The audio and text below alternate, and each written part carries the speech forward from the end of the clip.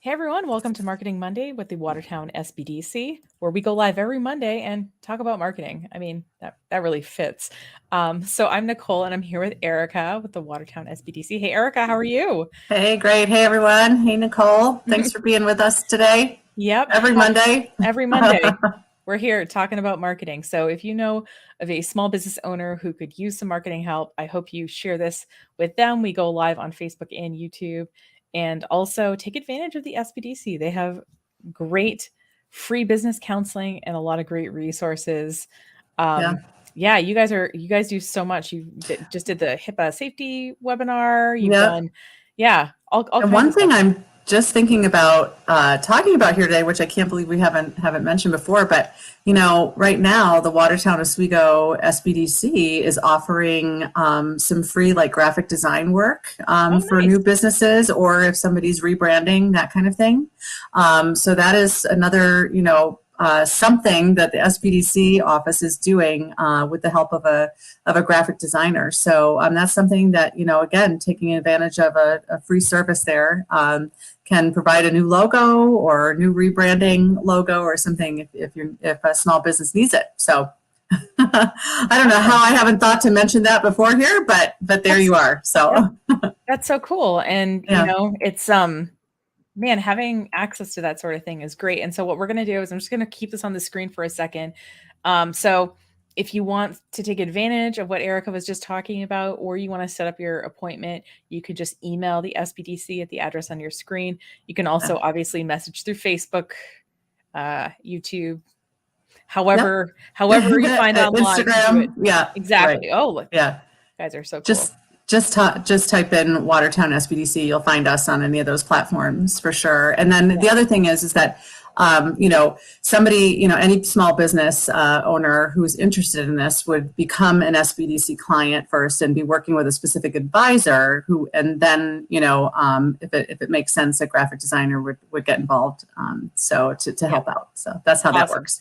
That Yeah, totally makes sense. yeah, And, and we've been trying to do some sort of topics, right, here at the SBDC.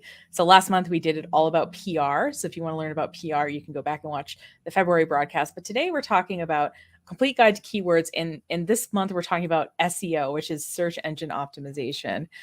Erica, what's your experience been with search engine? Have you ever paid someone to optimize your site? Have you done any like exploring into this topic yourself with your clients? What's your right. yeah, Well, what my thought about it is it's just so complicated, and that's that's what they yeah, want you to think. that's what they want you, right, exactly. And I think everybody feels that way, like, what the heck am I supposed to be paying for, what I shouldn't pay for with the SEO, with search engine optimization, by the way, for anybody Yeah. who's wondering what the hell SEO is in Yeah. the first place. But I have had some experience with it. I haven't paid a lot of money to get it, but I'm with a company called Franet. We might talk about this a little bit later, who I know, the corporate end of things has really tried to help us consultants with some SEO. And I think it can be challenging. So I think, starting off with learning a little bit more about keywords and what they are and how all of that works is helpful. It's going to even be helpful to me to understand better. So Yeah. Well, I just want to let you all know if you're watching this that those emails you get that tell you that your website isn't performing well and that they could do SEO for you. I get those emails 5 to 10 times a week. So if you're getting them, just know I'm getting them too. They're just sending them to everybody. It's not a you thing. And what I wanted to do this month, just because there's just kind of a couple of sort of main topics about search engines, and I thought we could kind of take a little chunk of it each week and go through it a bit. And like I said, the reason that they sound really technical when they talk about SEO is they want you to think that it's, and I'm not saying it's not, that it doesn't take some science and some art to it. I'm not saying that, um, that it's completely, easy and you don't have to know anything to do it. But at the same time, they do make it sound a lot more complicated than it has to be. And so we're going to demystify it this month. We're going to go through some basic ideas of it and hopefully help you, if you're interested in improving the search engine performance of your website to do that. So first of all, I think it's important to establish that. And I'm not sure, Eric, if you remember when you had your bookstore, but the percentage of traffic that comes from search engines is the reason that a lot of people care about SEO or search engine optimization, right? So for most businesses that I work with, it's between 50 and 90% of their traffic comes from search engines. Now, obviously, it's closer to like the higher end if the business is completely online. It's closer to the lower end if it's more of like a local business that's maybe getting some of its traffic from like the local chamber website and things like that. But the reason that people care about it is that they want to do well without having to pay money. And the idea is that, when someone types in something and, that is relevant to your products or services, you want to come up in search. And I know I've read a stat that like 70 to 80% of people do not go beyond the first page of the search results. So that there's 10 coveted positions if you're using Google, for example, that are, so if someone types in the word, owning a franchise or the phrase owning a franchise, you want to come up maybe as a franchise consultant, that kind of thing. Right. So what I want to do today was talk a little bit about keywords, talk a little bit about how important or not important they can be.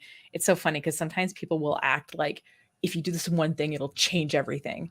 And think about like any time in your life where someone has told you that like one decision changes your entire life. It's usually not super true. And I'll give a story. I had a client, and it was a larger client. They had a marketing department who I wasn't supposed to talk to, which was interesting. But and they had a website built in this very custom software that they also didn't want me to really change or do much with. So I couldn't get on the server and I couldn't talk to the marketing department, but they wanted me to improve their website. So the only thing that we were able to do was rewrite page titles and page descriptions of their content. And so we did some keyword research and we did that. And, about, 6 months later or something, one of the head people wanted to meet with me and talk about the results. And we looked and we saw a 7% increase in organic traffic.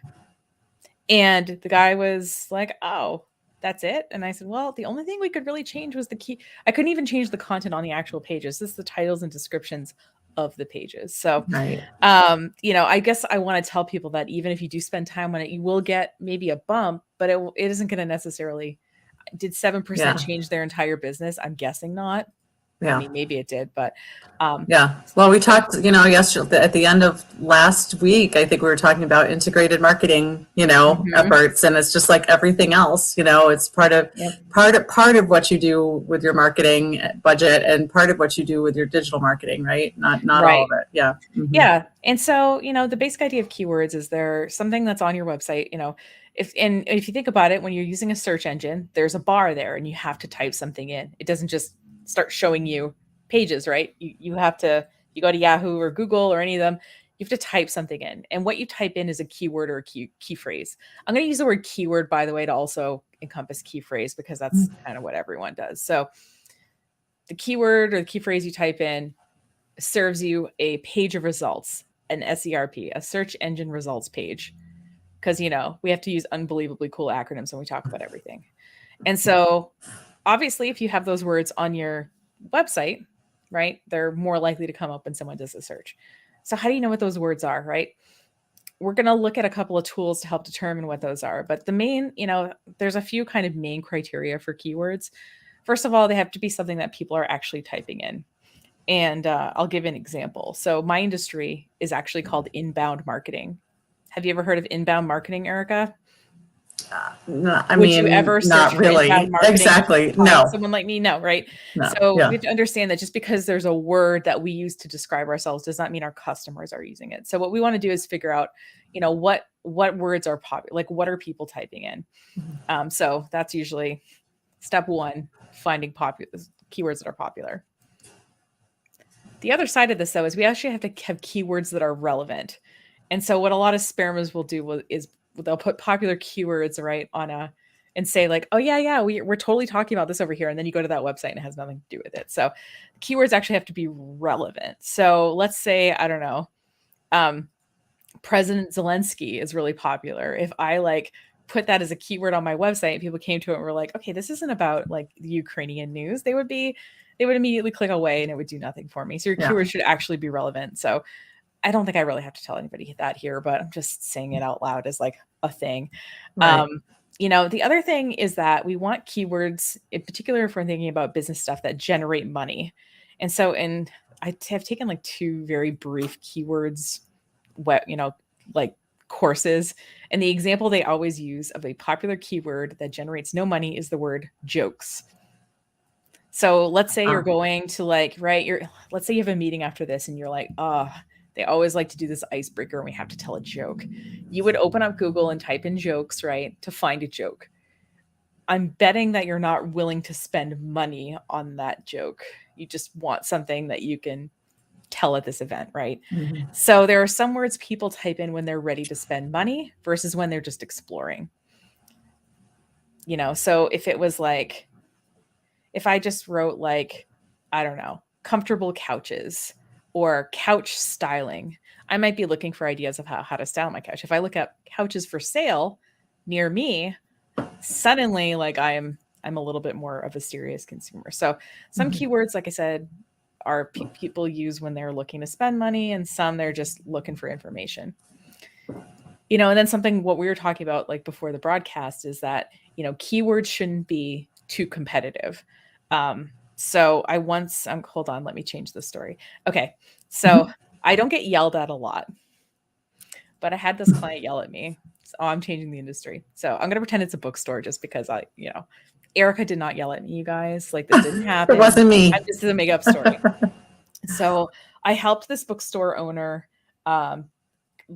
They wanted to design their own site, and I was just kind of helping, like, oh, maybe we should whatever, put this here, put this whatever. So about a month after the site launched, they called me in and they said, type in bookstore. And so I open up and I type in bookstore, and they said, why am I not on page 1? I paid you good money to help me design this website. And I started listing like Barnes and Noble, Amazon.com. So the thing is, like, it's really hard. There's certain keywords that are really competitive, and these big companies are like paying for ads for them. So we can't outspend a multinational corporation, right? So or industry for that matter. Yeah. Yeah, exactly. Right. Yeah. Like, right. We might say like, bookstore Watertown. Okay, now that's a key phrase we might be able to rank for. Or maybe your bookstore has like a really specific, like maybe you specialize in mysteries or something, like, mystery bookstore, specialty bookstore. So I don't know if that's even a phrase people are looking for, but and it might have been a good goal, right? Like to show up if somebody wrote in bookstores in New York or something, right? Like that would be, I don't know how expensive that would have been, but I mean, it could be a good, yeah. Yeah. Well, the good news is there's a lot of really great tools, and we're going to show you some of them now that can help us figure out what are people looking for? Is it competitive? And even like some of these tools will even suggest us other keywords. So what I find with this sort of research is you start off being kind of like generative. Like, so you start off with some and then it starts suggesting you other ones. So you make the list really big and then you end up narrowing it down to be like, okay, what's less expensive and what's whatever.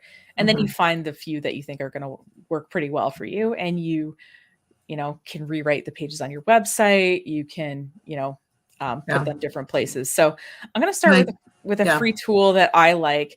And I like it because it's not overly intimidating, and it's called Google Trends. So if you go to google.com/trends, you will, oh, by the way, I don't know what happened, but I lost my screen. I don't know if you guys can still see me. Yeah, we can Awesome. see you. Great. And it. Awesome. Wonderful. I hit my little HDMI cable and it just popped out. So what we can do is actually, I'm going to just put this in like I'm just going here for the first time. So with Google Trends, we can search up to 5 keywords against each other at a given time and see their relative popularity. Of course, it's giving us like, some fun ones here. But what I thought to do with the SBDC is I do business advising, business counseling, and we'll just start with those 2. And Erica, if you think of some other ones, we can put them in here too. But yeah, I was thinking business consulting might be okay. All right, let's do that. Business Consulting. Wait, it would help if I spelled it right. So as you see here, consulting. Apparently I can't even talk at the same time. Oh, look at you, Erica. You're a natural SEO person. Look at that, business consulting. So as you see, it gives us like some color-coded, right, little tools here. And we can see that business counseling is a lot higher in terms of volume of search than or business business consulting is higher than business counseling and business advising. And so as you see here, we can pick and this is just giving us general trends. It's not telling us, right, it's not telling us the exact volume of searches. It's just giving us you know a relative popularity over the last 12 months. Now, let's say we wanted to go back further in time. Let's say we wanted to do it for the past 5 years. If we wanted to see kind of how things were trending, we can see that as well. And let's say that we weren't in the United States, but we were somewhere else. We could pick a different country as well. So if we look here, we see that if we're going to write content for the SBDC's website, we might want to use the term business consulting because more people are searching for it. So interesting, really helpful. Yeah. Yeah. Now, Mhm. it's funny because there are, and if you want to like see, there's definitely some patterns with some of these words too. So for example, Halloween costumes has this very like, because we only care about Halloween costumes like Seasonal. very, very seasonally, and it's for a Mhm. very short period of time. So it's funny. So if you search Halloween costumes on this and you go back 10 years, you can see blip, blip, blip, blip. And it's kind of fun. Mhm. And we can go down here and we can see like the relative popularity of these different things for different states. And then it even actually gives us some related terms as well. Mhm. So, like I said, what we're going to do is we're going to be thinking of a lot of ideas and then narrowing them down. So it's really good when you're at this. Handshake is that. I think it's that software that a lot of the colleges and stuff use for like internships and stuff like that. So as you see here, it's showing 1 to 5. So it's showing 5 queries at a time. Interesting. Business school, business consulting. Okay. So we have free business advice again.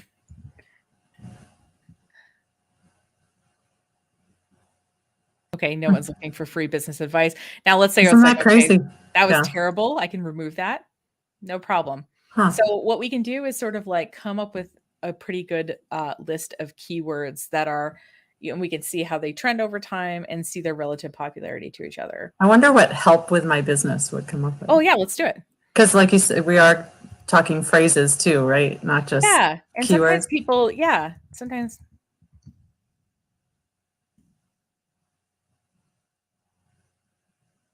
A little bit. Mm-hmm. And if we wanted to, like, let's say we wanted to like look at these ones a little bit more, and because business consulting is just, we can just get rid of business consulting and it'll let us like zoom in a little bit more on, okay, so help with my business is relatively low compared to these other ones. So again, you can I think part of it is just that people think that they have to pay for that advice, like that's just kind of the basic perception. So it's really important to think about these things. Yeah. What are people doing, or what would they do in this situation? Mm-hmm. Right. And kind of putting yourself in that person's position. Mm-hmm. Like if they're a complete expert on what you're doing or what you're selling, or if they're competing, but like they're not using the search engine the same way somebody who knows a lot less is doing. So if you're looking at this, sorry, go ahead. No, I just wasn't sure if it was, we had talked a little bit about, my conundrum with, on the FranNet side of things, the franchise consulting, and doing a keyword search that way, and how I wanted to use one of our more advanced tools for that particular search. All right. I just wanted to sort of like, so this, as you see, it gives us relative popularity over time. It gives us some suggested other phrases that are also popular. And you might be thinking, well, what about the things where I can see like how competitive they are, or like the other parts that I was saying just a couple of minutes ago? Well, there is some more kind of advanced tools out there. They do cost money. But what I thought I would do is I'm just using this free version of this tool. And so what I want to put in here, I've used keyword. Oh, I have to create an account for free access. Okay. It's okay. I thought, because the last time I used this, no, I've got another one here. So if I look up franchise consultant. So I have a tool called Keywords Everywhere. It's actually in Google Chrome. And what you'll notice, oh, there it is. Okay. If you'll notice on my sidebar, and let me zoom in a little bit. If we look on the side of my, oh, I can't zoom in and see it. Oh, fine. There we go. There's this SEO difficulty and whatever. This is a Keywords Everywhere tool. So please appreciate that. I paid like $10 for 100,000 searches or something. And I was like, I have no idea. I like bought this like 6 months ago. And every time I do a Google search, unless I turn it off, it starts showing me this data. So it counts it as a search. And I'm not even halfway through the $10 I've spent. So it doesn't seem particularly expensive. So it has difficulty, and then it has franchise consultant over time over here. And then what does difficulty mean? I think it is the difficulty of ranking for that particular keyword. So difficulty of 59 out of 100. So you'd want something with a low difficulty potentially. We'd have to search for a few more words and compare the difficulty to see, like, we want the least difficult thing possible, like in life and in search engine stuff. But if we go down here, this is the part I find the most interesting. It's related keywords. And so what it does is it gives us a related keywords, franchise consultants, salary, got jobs near me, best franchise consultants. And it gives us how much each of these terms cost. So if it does give the cost. Okay. I was going to ask you about that. I know. I'm trying to like zoom in, and it makes it the whole thing disappear, which is annoying. Yeah, we can zoom in a bit on our end. So yeah. So for example, the best franchise consultants, the volume is 40. And I forgot to check whether that was per day or per week or what, but the cost per click is $22.26. So the average, if I typed in best franchise consultant and I see the ads that are on the top, they are paying about $22 a click, those particular ads. Which is amazing to me that it's that much, just because who is typing in franchise consultants versus right. Well, just because most people don't know what we are or what we do. But the people who are serious about maybe buying a franchise are maybe looking for the franchise consultant. Maybe. If I was a little bit more general, so let's just say owning a franchise. Yeah. What's a more general word people would type if they had no idea? That they probably would just be like franchising, because they know that they're interested in exploring the option of business ownership with a franchise, but they don't know that we exist, right? So they don't know to type in franchise consultant. And I'm not saying that this is across the board, but typically, and franchising a business is different than being interested in becoming a franchisee. I see. Okay, I'm gonna. So somebody's gonna be like, or they might type in franchises, because they're interested in becoming potentially becoming an owner of one of those franchises. Well, let's take a look at this. Just we typed in franchising. We see the SEO difficulty went from 61 to 76. Okay, so it's a little more difficult, but I'm betting that the ads are cheaper, because if you're just casually exploring franchising, it's a lot different than when to me, when I'm serious, I'm looking for a franchising consultant. But let's see if that's actually true. So this is the trends for franchising. Oh, come on. There it is. Here is the related keywords. Franchising examples. Disadvantages of franchising. Okay, I guess cost per click 0. Like no one who's trying to sell franchises is buying this keyword. But if you were disadvantages to franchising, that might be an uphill battle to convince that person that that's a good idea. Meanwhile, franchising advantages and disadvantages costs about $1.61 per click instead of that $22 for the franchising consultant. And I think the reason for that is these people are a little bit cooler of a lead. They're interested. They're interested, but they're not like, all right, I'm ready for a consultant. But it gives us an idea of relative popularity. And also we can see in these graphs whether it's trending up, and when I hover over, it gives us the relative searches over time. That's interesting. So it's funny because these franchising examples, it's very cyclic. It looks like it goes up and down. Like in this really Mhm. cyclic way. It looks like this one is trending upward. Franchising marketing is trending upward. Importance of franchising, pretty level. Yeah, so it's kind of funny to see. So I guess you could start like, and so what you'd want to do is, as you see here, I can export all these keywords, or there's this button in very like around the bottom that says add all keywords. And what this will do in my keywords tool is it'll save those keywords for me so that I can run reports later on. So, like I said, so that one's like a pretty cheap one for $10. I think if it's okay, I want to back up just a little bit because Absolutely. I am still a bit, Yeah. That's like confused about, okay, so if I paid for franchise consultant, right? But it's higher, is it higher cost? So we're not paying for the keyword. What the cost is if you were going to run an ad, what it would cost you for a click. Right. We're using, in this case, we're not talking about buying the ads. We're just trying to get an idea of how competitive this is. And obviously, the more competitive it is, the more expensive the click will be. So what we're trying to do is like, we're not trying to compete with these people who are willing to pay $22 for a click. Like someone's willing to pay that, like, right? We're a small business. Like we're not in that, but at least gives us an idea of the relative competitive nature of it. Yeah. We're using it as a competitive tool. We're not so that buying we can use those keywords in our website. Exactly. I'm really glad you asked that clarifying question. Yeah, because I was the cost per click. I'm so sorry. Yes, it's just to give us an idea of the relative popularity of something. Okay. And what we want to do is we want to pick something with a good volume, and we want to pick something that is relatively low in the competition. And we want to pick something that maybe people are searching when they're ready to buy. So those are the kinds of words that we're looking for. And like I said, at first, what happens is you start and the list gets bigger and bigger. It's kind of like, I don't know, when you start doing any kind of like project, like you do a big project, you're redesigning your website, or you're, I don't know, redoing like the layout of your store. Like the list gets bigger for a while to the point where you're like, why did I even start doing this? You will feel that way.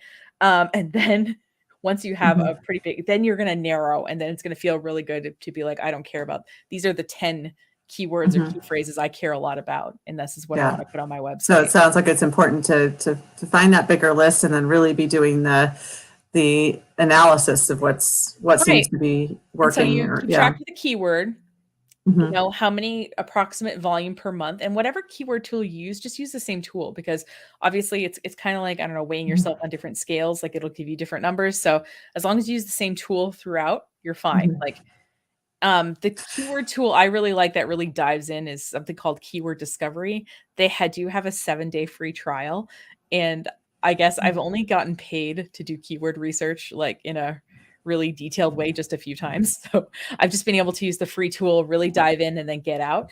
But there's these other, tools that are, a little bit more in depth that you'll pay for, but it'll give you that context. It'll allow you to save all the keywords into one spot.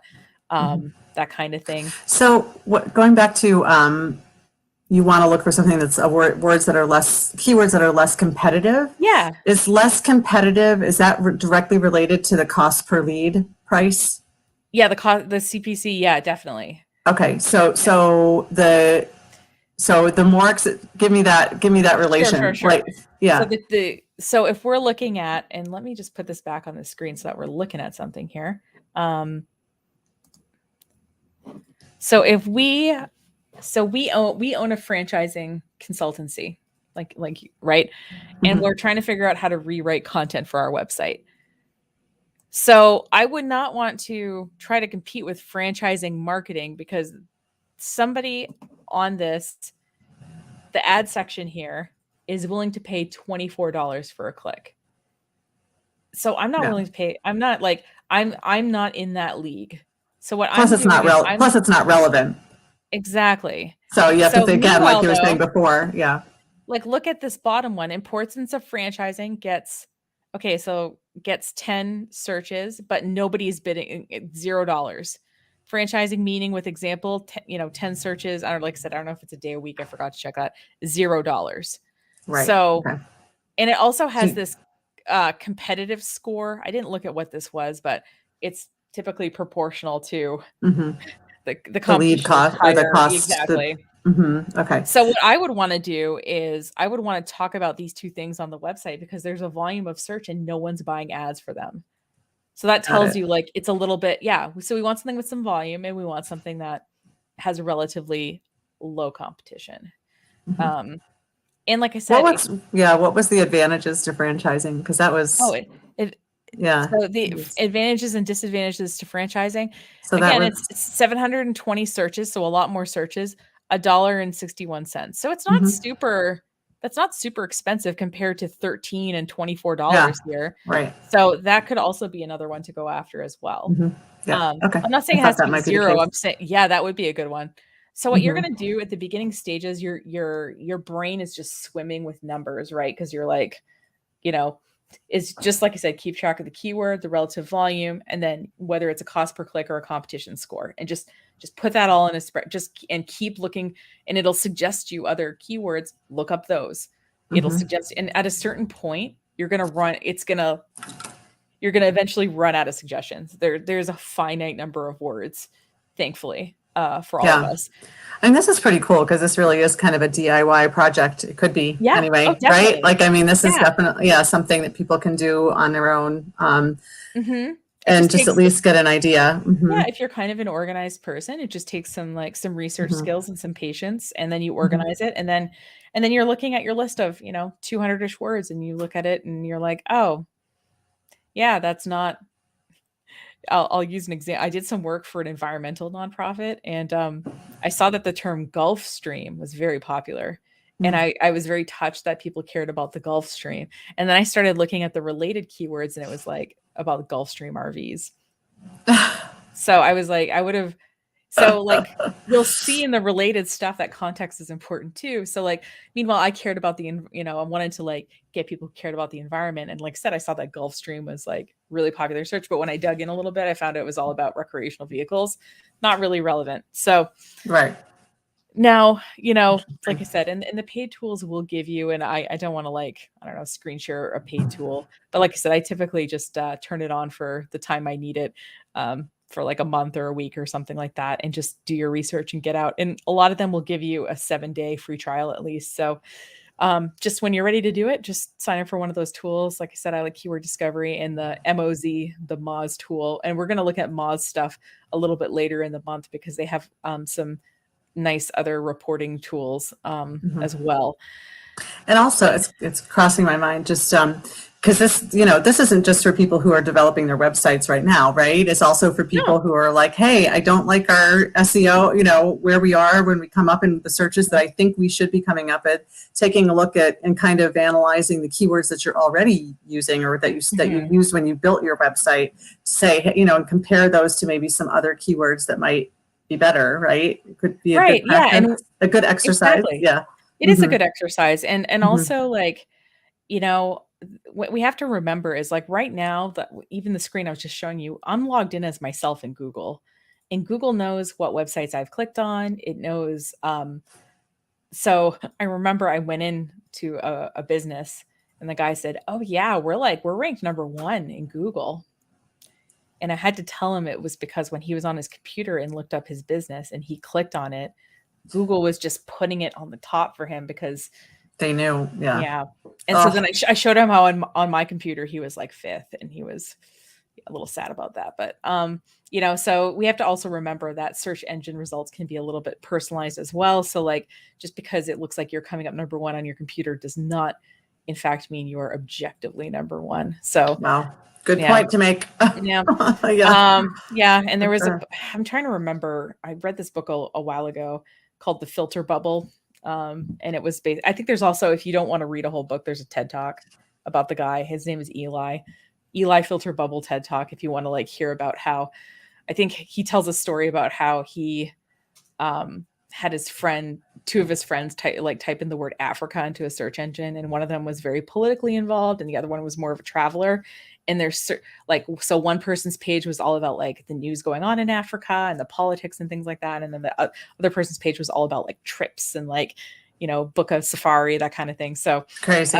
yeah, so we have to understand too that like we can do our best to show up for the people who are looking for us, but that these websites are collecting so much data points on us that they're also trying to show us websites that are personal to us as well.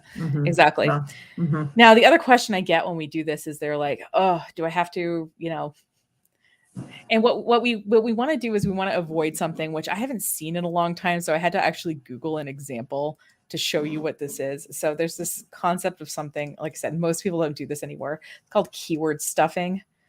It's like where you try to put the keywords, it's where you try to stuff as many keywords into one text as possible. So it sounds like a robot wrote it. Like, we don't want to do that. We want to sprinkle it. We want to sprinkle the words, like, right? And we don't want to like hit people over the head with every possible. So it looks like best vacuum cleaner. Like they really wanted to rank for it. So they put it in what vacuum cleaner is best vacuum cleaner, best vacuum cleaner. Right. And it's like best model. Like, it's like, here's the thing that we have to, and if I was going to summarize this entire month into one sentence, it would be people use search engines. So it's one thing to try to be clever for the search engine, and it's another thing so that when someone gets to your website, if they're like, ew, and they click away, it's not at all self-serving. So what we want to do is we want to sprinkle these words into your website content. Maybe you want to put them also in social media posts. And so that helps too then. Oh yeah. Well, I mean, I guess, it makes sense.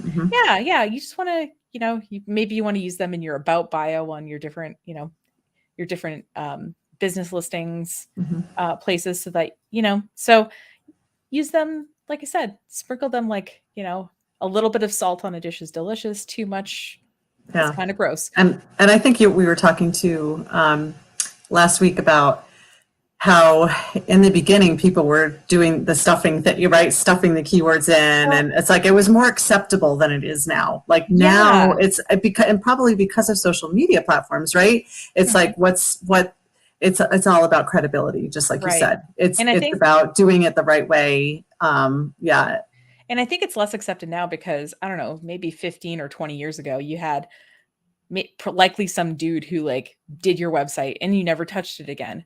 And so if, and in changing things was hard and it required code and all that, but now a lot of us feel very comfortable going on and editing our own website. So if there's some bad behavior like this going on, people are not going to assume it's probably their web guy that's like third party doing it.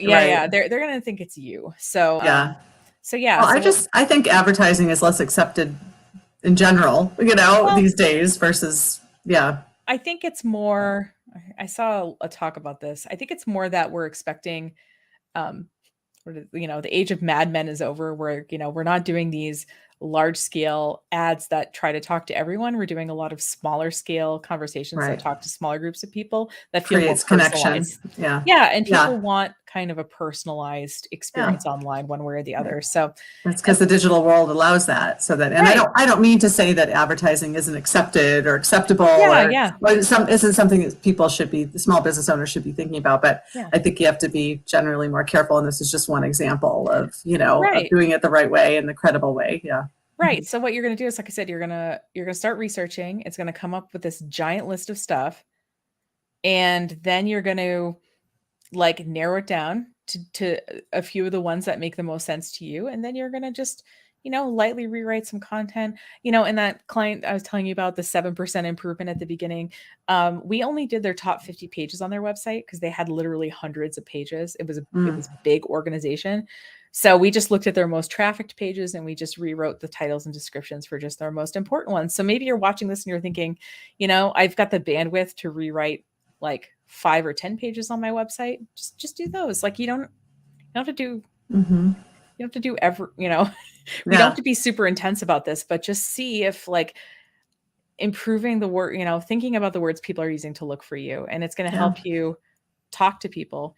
Even I've seen people do this with ad copy, they'll put in the ad copy, they'll talk to their clients, they'll get the words and phrases that they're using, and they'll literally write ads around it so that when someone's looking online, they're like, oh yeah, this person's talking to me. So, And there could Yeah. be just some real easy switches. It doesn't have to be, you don't have to change everything. Just like I Yeah. said, some light, you're going to sprinkle them in where it makes sense. Nothing too crazy. And But it again, is, I think the paid tools are nice because they don't just show you volume. They do show you some deeper stuff about like how they're trending and how competitive they are, and are people willing to spend money after they search for this term, that kind of thing. So that's what a paid tool versus a free tool will get you.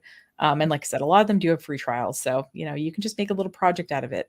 Um, yeah. And yeah, again, it's that, it's like, don't just do it and then not pay attention, right? You're going to yeah, want to take a look and see if it has made a difference, and do yeah. that tracking. Yeah. And how you'll know it has is that maybe your search volume of your search traffic versus other kinds of traffic will go up. Maybe just maybe your volume will stay the same, but you'll get more searches.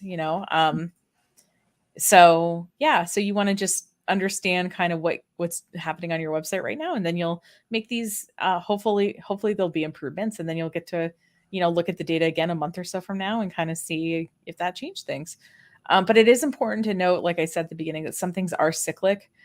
So like right now, like some of my clients are in vacation rentals, and I guess this is like a really busy time of year where people book their summer vacations. So like it wouldn't necessarily be fair for me to compare the traffic on the website now to what the traffic is like in October when people have already taken their summer vacation or maybe thinking maybe we need to save up before we book next year just yet. So it's important that you understand kind of the nature of how this can change over time for your particular industry. Right. And for most small businesses, Christmas is a big uptick in traffic and sales and things, and then things go down a little bit in the new year. And so, like I said, don't compare your December traffic to to your February traffic if it's not a fair comparison. You might want to compare it December 1, so if you decide to do, so my vacation rental clients, if they decided they were going to do this now, they would want to compare maybe February of this or March of this year to March of last year. That would be a fair comparison for them. So Yeah. Yeah. And also, I mean, would you recommend people maybe kind of do a little research with their competition and kind of see what their websites? And I mean, if a local business that was competition, came up in a search that you thought was super relevant, not too competitive, all those key things, and then maybe looking at their website to see potential keywords that are sprinkled in. I don't know.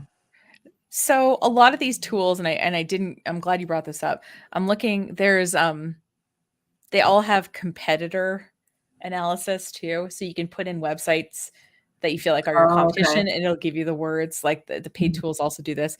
Keyword tools do this too. And so, for example, I did one, I just wanted to see, I put in a couple of co-working spaces and I saw that like virtual co-working was a word that this person was ranking for. And I was like, oh, well, we have our virtual membership. Maybe I should be talking also about virtual co-working. I'm not like, I know this probably sounds like I don't look at my competition a lot. It's not because I don't really, I don't know. I'm kind of a run your own race kind of person, but like if that is helpful, these paid tools do have a competition analysis. And if you do feel like you're competing with a much larger website, there is a tool called SimilarWeb. You can type in the name of the website and it'll give you keywords that they're ranking for and things like that. But it has to be in the top, I think 2 million websites in the US or something. So if you, I don't know, have a lifestyle website and you feel like you're competing with marthastewart.com or something, you could use a tool like that. But these paid tools do have competitor research as well. So awesome. Yeah, that can definitely be a way for you to generate more ideas too, if you feel like you're kind of running into a wall with the research you are doing. Yeah. Makes sense. Yeah. That's all I got for today about keywords, but we can any questions from anybody? I don't think so. I think I'm just shocked them. They're just like feel like they've no, been running my truck. It's definitely clear, obviously it's not been my where I really focused on or had to really like lately, but this has been helpful, I think, for me too, to get a little bit more up to date on how it all works or how it's working now versus how it used to work. Yeah. And like I said, just don't go crazy and sort of have expectations that it'll improve things, but maybe not change your entire business. But it's one of the things that'll help. And what we're talking next week about creating links coming into your website, which is also an important part of search engine stuff. But we'll also be talking about kind of the little tweaks a little bit later on in the month as well. So if people are interested in like a little tweak that'll help you, 1% or something, obviously all those add up over if you're willing to do a few of them. So, yeah, just think of this as a little project that you can do if you want to approach your website in a new way. It's kind of fun. Makes me want to go and rewrite the content on my website, actually, preparing for this broadcast. Yeah, I'm sure. Awesome. Well, thanks, Erica. Appreciate your great questions as usual. And and if you like this broadcast, please share it with a friend or tune in every Monday at noon. We talk about something about marketing. And like I said, next week will be about inbound links. So stay tuned for that. And I'm demystifying. And if you have questions about search engines, please send them in, because maybe we can do a whole Q&A at the end. Yeah. And as always, if you have any questions or thinking, or looking for some business advice, the Watertown Oswego SBDC is here for you if you're in Jefferson, Lewis, or Oswego counties. And so feel free to reach out at any time. I think Nicole gave us the SBDC at sunyjefferson.edu. There it is. And that's a great way to reach out to us too. So, and Nicole, thank you for all of your awesome information about. It's fun. I love this stuff. All right. Take care, everyone. See you next week. Bye. Thanks. Happy Monday.